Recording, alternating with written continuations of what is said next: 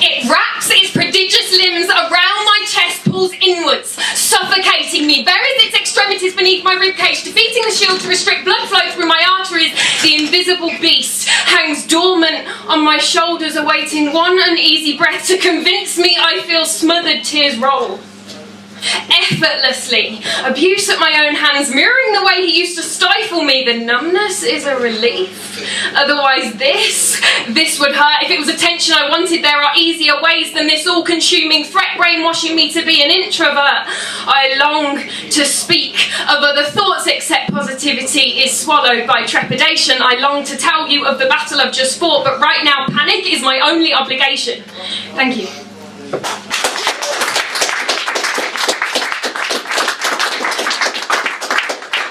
Say hi properly now. I didn't plan on doing that, but I thought it would wake me up and sat down there. So that was about panic attacks that became very well known to me a little while ago. And this is also about that, so I wrote this at the beginning of a long mental breakdown. This is called Unorthodox. Another day, and it's already been said, how does it work when I get out of this bed? The antiquated taunt of how bad it's become, overshadowing a fight for a battle that was once won. He knows me so well. Do you fancy a brew? He says as he switches over to rhythm and blues. A comfort like no other. How very English of me to find solace in one mug, in one cup of tea. The music washes over me. My eyelids drop slightly, swaying left to right. I let out an almighty click of my fingers. My eyes are closed. Quick, snap back to the room before I believe my mind's trick. He's dancing in and carrying a tune alongside the beverage made to improve my mood. Shoot to the colour his mum had once said. The colour of that wardrobe, son. It was ingrained in his head. The thanks was not lacking. It just wouldn't come out. No. Even that comfort this time couldn't fight the creeping in of doubt. I listen, but I don't hear. I look, but I don't see. That's a lie. I hear fear. That's a lie. I see debris, left from all the times that this has happened before. I can't, but if I could, I would run for the door. She says there's a reason for everything and it's all going to be grand, but babe, I'm an atheist and I don't believe in God's plan. I'm fading away, soon my expression will be deadpan, thrashing and kicking and scratching like a madman. It's not life-threatening. You're okay. It's going to pass.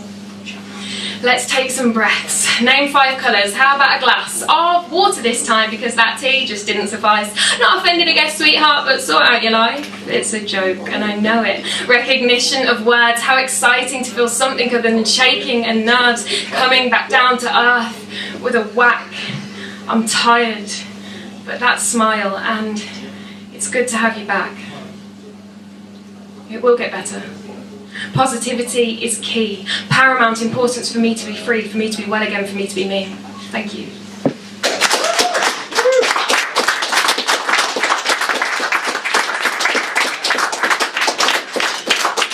I keep turning my head all the way around the turn.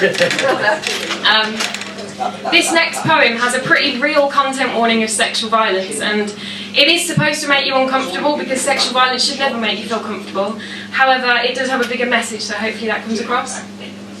This is called I Love You. I would set the scene, but my body's defence mechanisms have almost wiped that clean. I couldn't tell you where we'd been, only that I was 16 and what ensued was unforeseen, at least to me, but he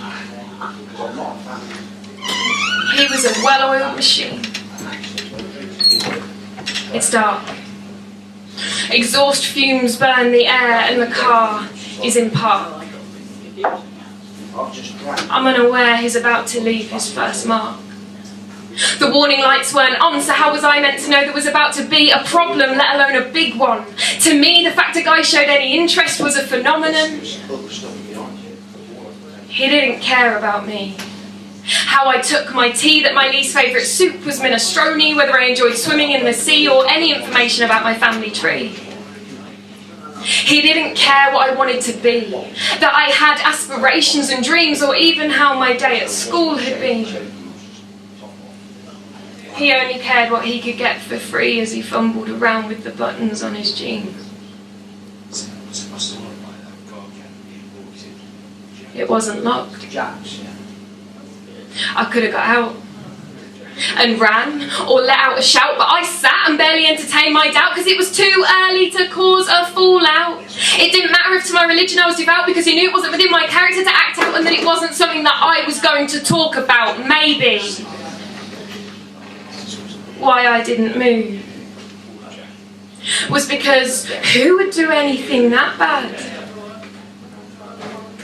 outside the house containing my mum and dad? 3 older brothers with every reason to get mad, if only my thoughts had clocked the ones he had. But to have attention from an older lad until this moment had made me glad, the one whose name I doodled in hearts in my yellow sketch pad.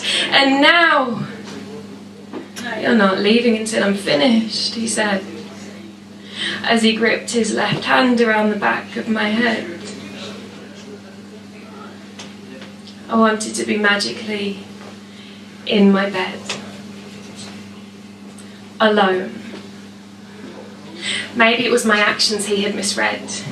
Or maybe I was a young girl that he had misled. Now the warning lights were burning my eyelids in blood red. This was nothing like the romance stories as a child I'd been read. It wouldn't have mattered how carefully I'd tread, because he'd already planned this out in his head. I should have bit it there and then. Taken one for the team for any future girls or women. But my whole teenage body fell weak. There was no room for me to speak. Maybe words would have invited unwelcome critique. Already convinced I was some sort of freak, the last thing I needed were comments on technique. Or the opposite, some bullshit about how I was special or unique. The silence I'd believed to be a part of his mystique was masking a mentality petrifyingly bleak. So I convinced myself this is what women deserve and what all men seek, as he thrusted bruises onto the insides of my cheeks. You're not leaving until I'm finished, he repeats. I didn't care that I couldn't breathe. By now, passing out would have been a relief, to put a halt on my childhood being taken by a thief, to delay the onset of the inevitable grief. The burning exhaust fumes imitate my burning desire to be anywhere else but here. I choke on my fear as my mind kicks in to interfere with thoughts of how I'll finish this academic year with a future that's about to become very unclear. I swallow my shame, the taste of blame drains the colour from my face. No signs of an embrace, only a hurried exit just in case anyone caught me in all my disgrace. Clutching the cross on my neck, I hurried to the place I called home. Game face as I steadied my tone. Mom? Dad? I'm home. I'm going to bed. Alone. Days passed with me wearing a mask, constantly harassed with messages to keep quiet, but that part wasn't much of a task. The more he kept to check the tight of the new Scott around my neck, the more I realised what he did was wrong. My crippled personality struggled to belong, with thoughts of it repeating like an overplayed song. To ask for help, I knew I had to be strong. I'm going to tell them.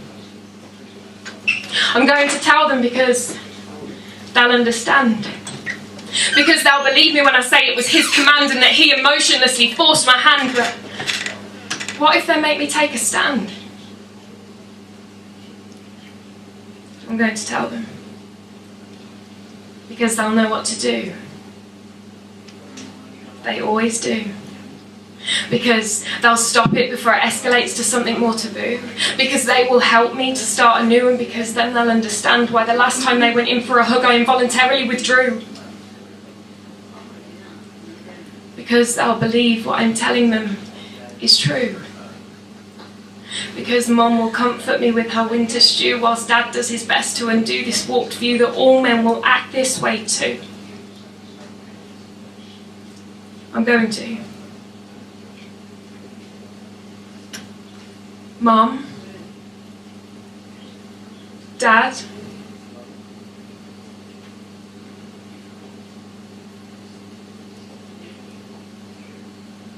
I love you. Thank you.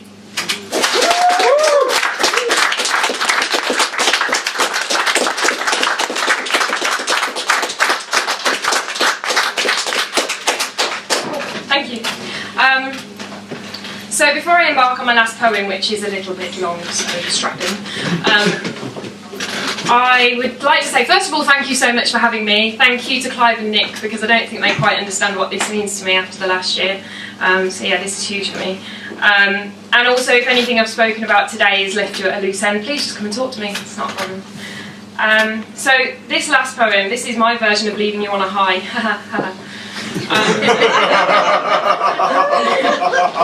Anyone ever been in love?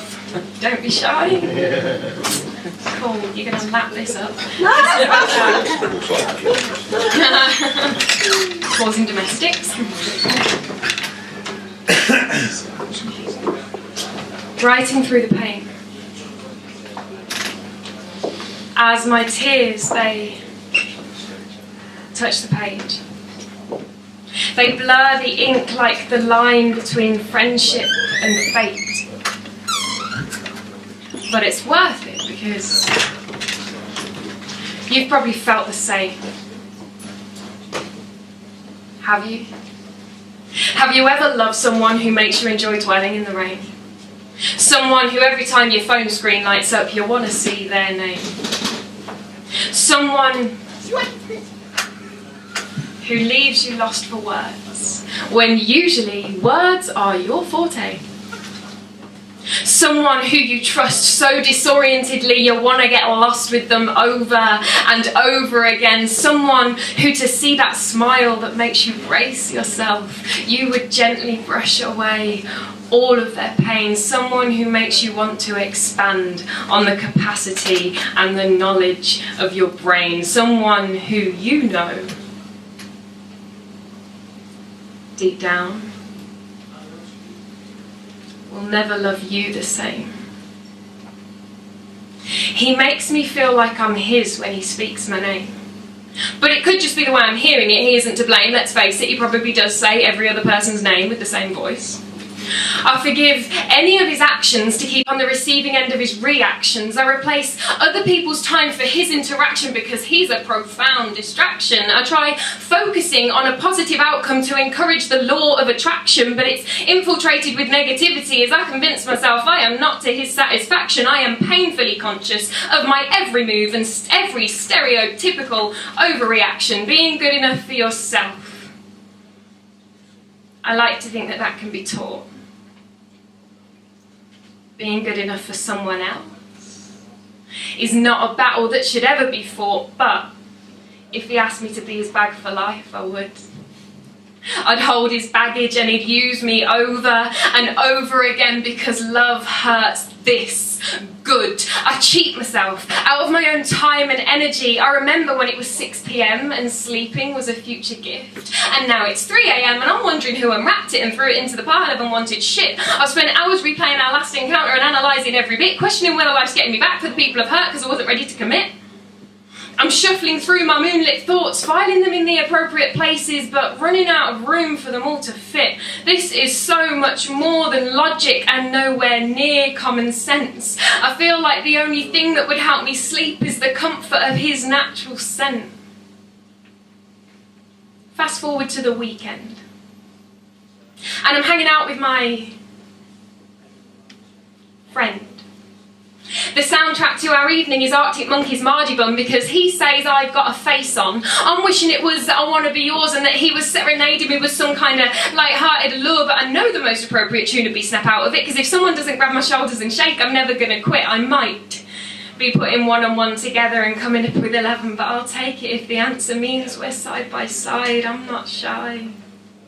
But he's making me question whether these are emotions that I should hide. He makes me feel like without him I would die, but when I'm with him, like I've never felt so alive. How will we want strangers when before him I can't remember my life, and the thought of a future without him makes my depression do a nosedive. I watch films I would never watch and don't pay any attention, then pray he doesn't lose the storyline and ask me a question. He'll clock the lead and exclaim, "She's fit," and although I probably agree, I'm just wishing he'd said it about me. I try and persuade persuade myself when he makes fun it's the equivalent of him pulling my hair in the playground, when really it's because we're mates. I'm one of the lads and he thinks I'm well sound. The heat of his quick wit is blushing my cheeks, and I know I'm going to dwell on my dumb response for weeks. I mean, he's open and he feels his feelings with me, but I guess that's because I'll share with anyone given a mic, a stage and some company. How can he complete me and I not complete him? When I thought of love I'd have seen red or pink, and now the colour of his eyes seeps in. He is the flame and I am the wax. The brighter he burns I just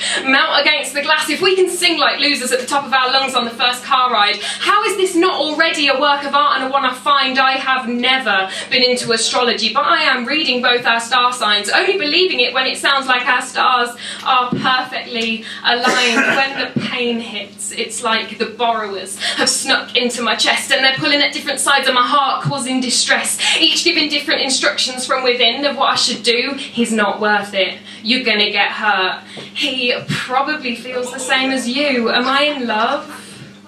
Or am I in love with the idea of being in love with him when really I just want to rip off his clothes with lust, but I don't want to be labelled a slut, so I'm using love as a pseudonym. I look at him. He's already looking at me. He looks away. I try, but my eyes fixate. The background noise whittles down to only the beating of my heart, and I can feel it's beating in time to his, even if he can't. The borrowers are shrieking that giving it back to the rightful tenant and evicting him is smart, but how can a connection between two only be felt on one part? The only thing in focus is him. And questions of, was it a coincidence, or did he mean to look too? Can he sense that my eyes haven't yet moved? Everything is still. Everything except my butterflies giggling over the prospect of romance, over the prospect of him being the one that doesn't screw me over at the first chance, over that look being more than just a well-timed glance. I've never felt peace like I have in his eyes, and now I'm in a trance. His eyes drew in my heart in pencil, and rather than seeing it as temporary, I thought I saw potential. My girlfriends will say it's his loss, but I know it's mine, because if he could see what he was doing to my heart and my mind, he wouldn't think it was fine. He would think he'd crossed a line and he'd say, I'm sorry, I should have read the signs. The emotion comes in waves, and like a wave to the shore, he washed over me unconsciously, shifting pieces of me to suit him until I didn't recognise me anymore. My heart is sweating from all its hard work. The borrowers are singing under the shower to REM, Everybody Hurts. I want to cry, but then he'll ask why, and I'll have to lie and say I'm hormonal, it's just that time. And then he'll comfort me with his skin on mine, and I'll lose more control than when I caught his eye. I usually wear my heart on my sleeve as though unblemished and brand new, but recently I rolled them up from the last time it broke in two. I'm willing him to come over to help me unravel them, spread warmth over my goosebump skin and make me risk feelings of yes. But he isn't him. How do I feel safe with him when I've given him the ability to hurt me more than anything? Discovering him was like discovering a whole new language, an unspoken one, and not one I could teach to anyone else, not even him, not even after this long. He is the sun and I am a shadow. That is to say, to him I unintentionally belong. I sing those car ride songs in the shower like a fool, and I rehearse our conversations to the door frame because it has a bit more substance than a flat wall. How can an elbow or a fingernail be perfect and a person be the perfect amount of tall? And although the way he dresses isn't to everybody's taste, I think his fashion no sense is pretty cool. Me pretending to act naturally has got me looking like a real oxymoron. So has trying to articulate something that can only be felt, but I can't stop going on. I worry when we're not talking in case he's talking to someone else, for one, and for two, because I need to know he's safe. I can't stand the thought of him suddenly being gone, and I'm getting ahead of myself. I'm putting all my eggs in his basket so that when he takes it to the checkout, my heart can be spent. And I'm asking for a refund, even though I'm not the one with the receipt and the purchase was made with my consent. I dared to dream of something that I would never wake up to, but love doesn't know boundaries of waiting until it's reciprocated. It just seizes you. Why would he want me if when he looks at me he sees himself? Because he is all I believe I am now, and he already loves him. He doesn't need me to show him how. When you get feelings like this, you agree to lose all grip on reality, hoping they catch you before you slip and fall. I want to learn about him every day and be allowed to explore, but I gave so much of me straight away. He doesn't need to know more. I don't know my heart anymore. I only know ours, and although we've only been in the same room for the last 20 minutes, all these thoughts racing round have made it seem like hours. My butterflies begin to morph back into caterpillars, and maybe the unavoidable heartbreak is worth it when I feel more love looking in the mirror. The borrowers are digging a grave in my heart to bury the ideal of us before I have the chance to become bitter. It takes a while to heal when you put your heart on the line and someone crosses it. I'm grateful he's pushed me to be so much more than I already was, and on many occasions been the reason I didn't quit. But now I want to be what he is to me to someone else.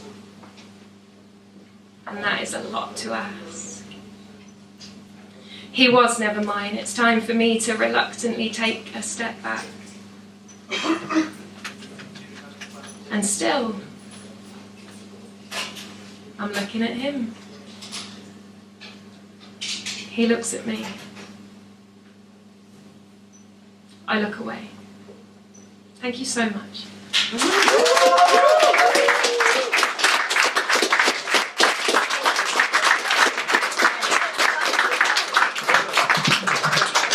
Ladies and gentlemen, another huge